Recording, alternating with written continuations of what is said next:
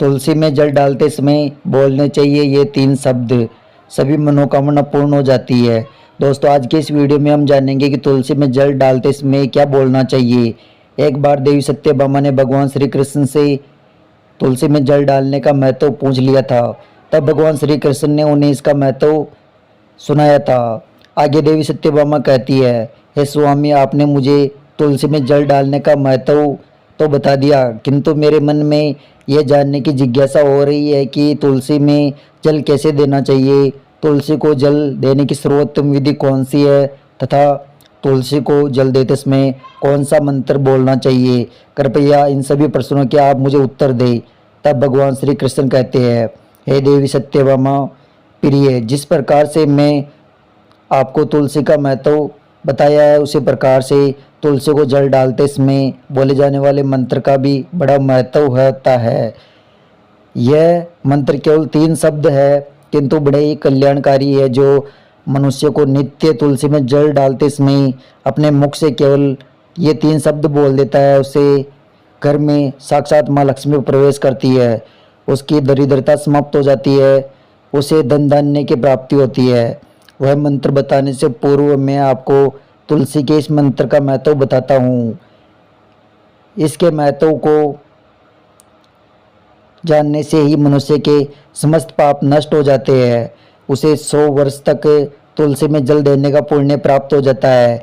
इसलिए हे देवी, आप इस कथन को पूरा और जरूर सुने।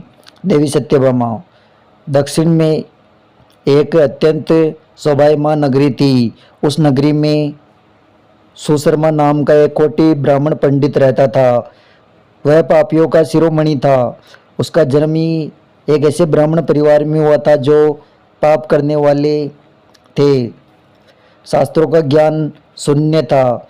वह ब्राह्मण जन्म से ही दुष्कर्म करने वाला था।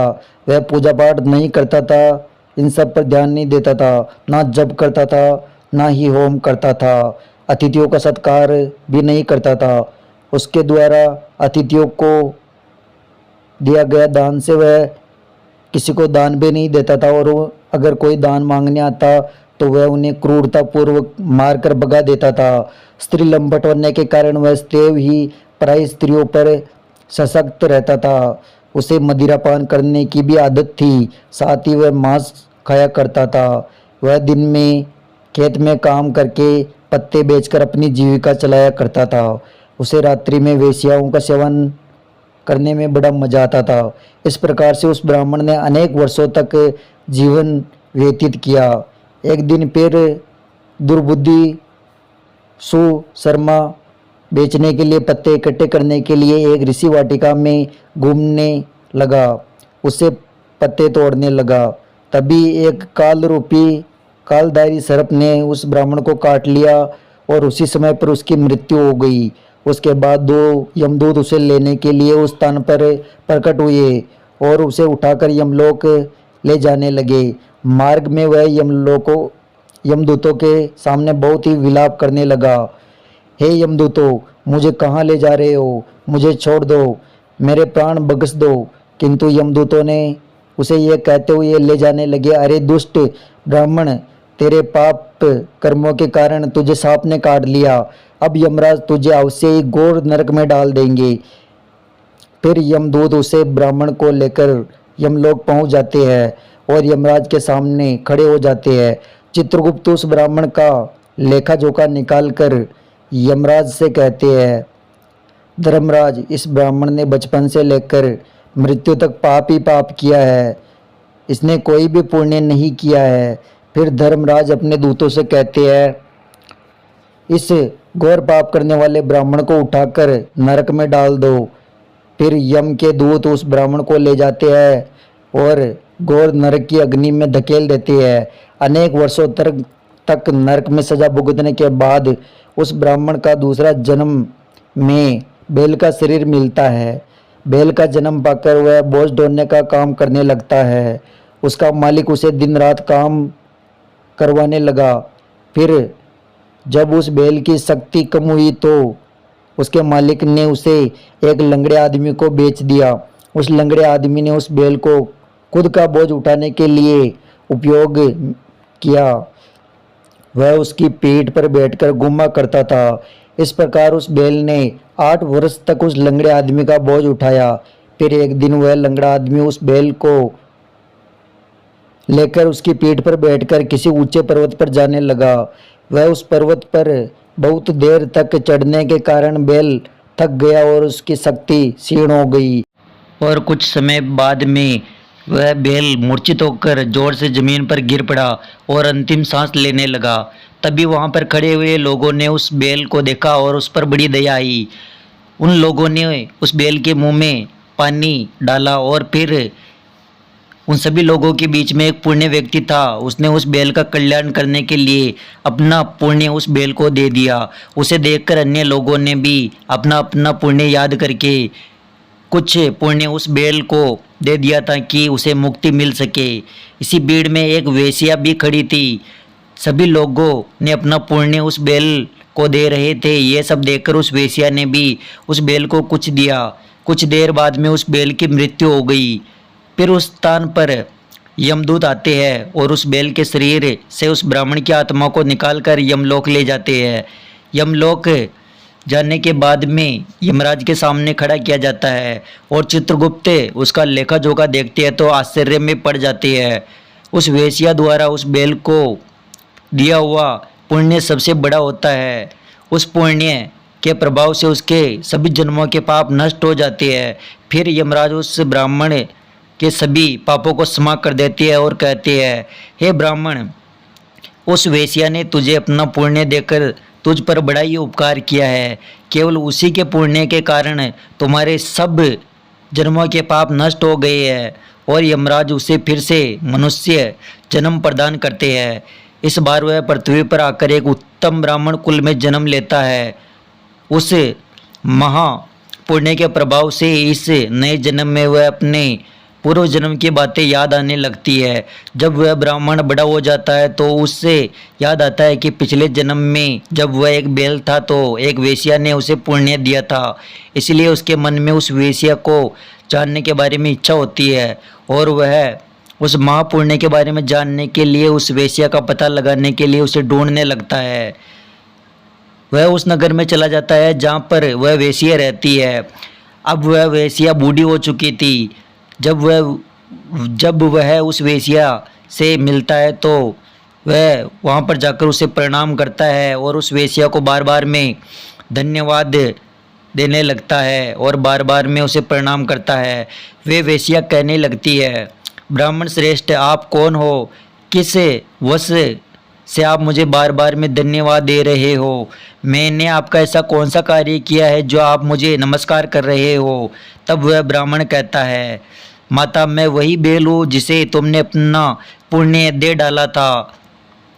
अपने पाप कर्मों के कारण मुझे पिछला जन्म बैल का झेलना पड़ा था। उस पर्वत पर जब मैं मर रहा था तो आपने मुझे अपना पुण्य दिया था। तुम्हारे पुण्य के प्रभाव से ही आज मैं फिर से मनुष्य योनि में जन्मा हूँ। तुम्हारे द्वारा दिए गए उसी पुण्य के कारण मुझे अपने जन्म की सारी बातें याद है।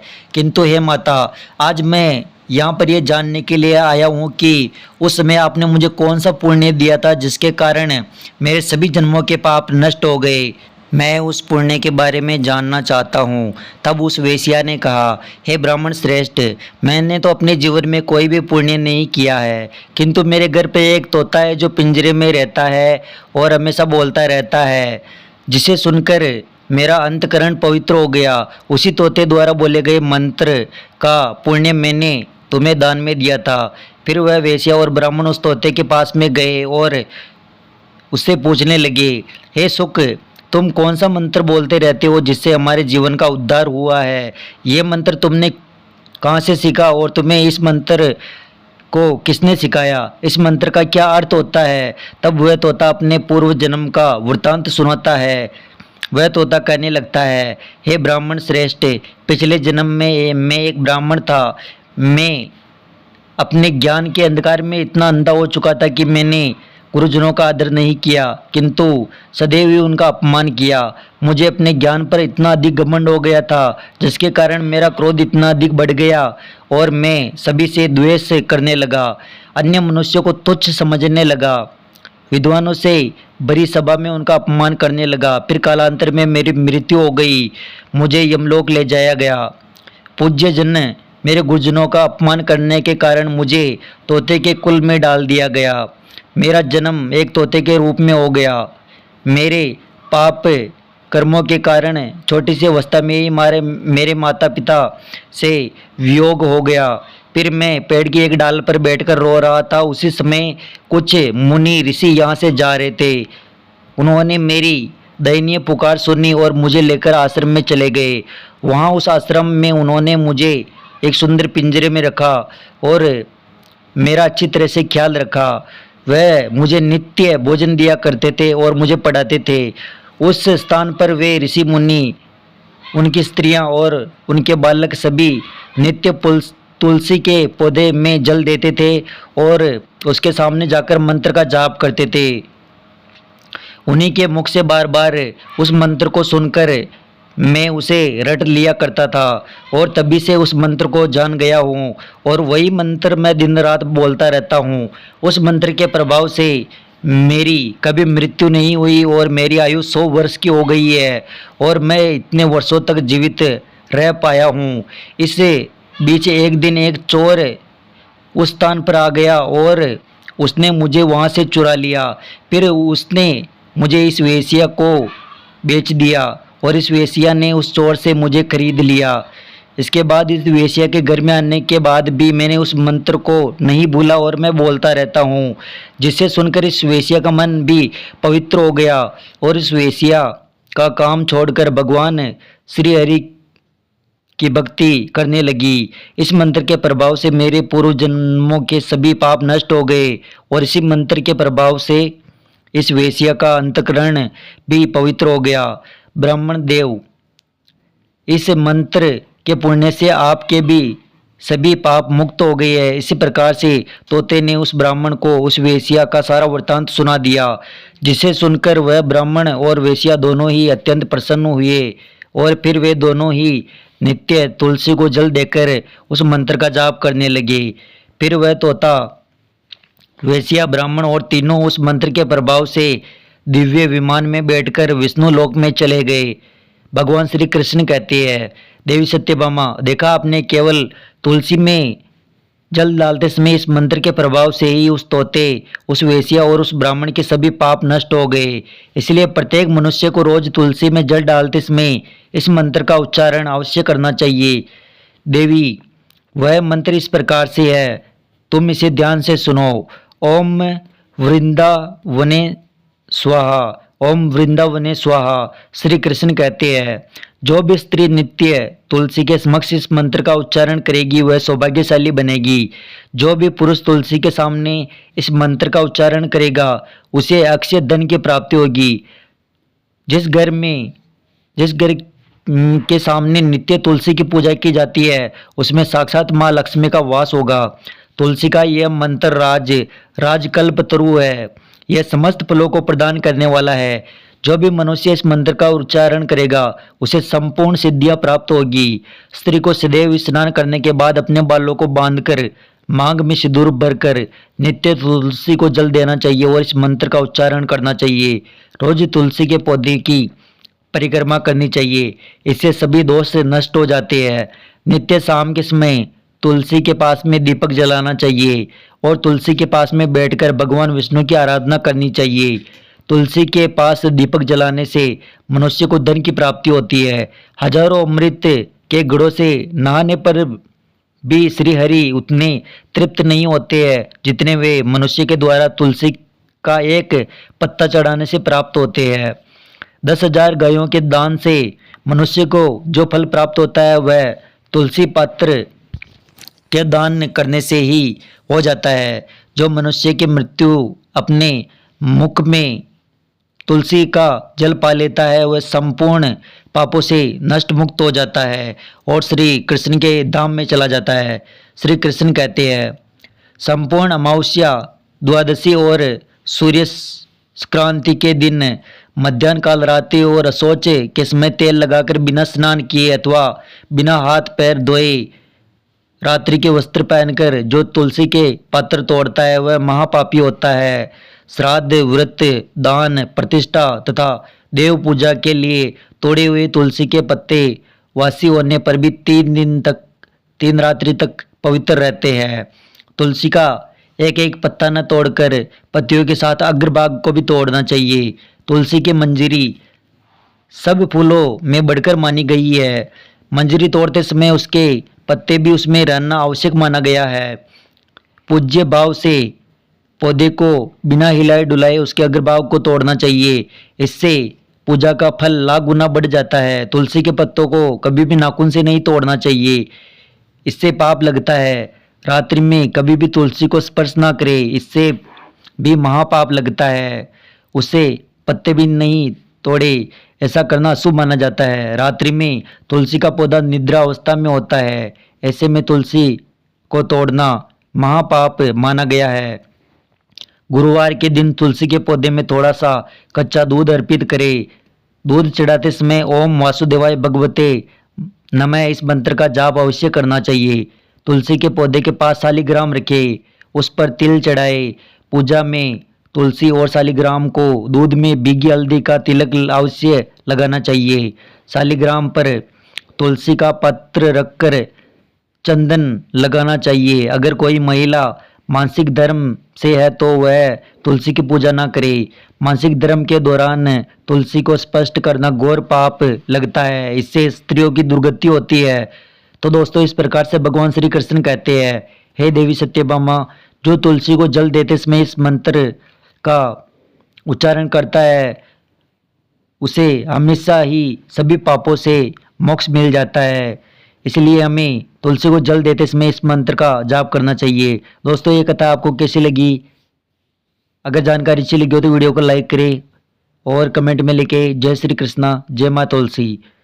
साथ ही अगर आपने हमारे चैनल को सब्सक्राइब नहीं किया है तो हमारे चैनल को सब्सक्राइब करें।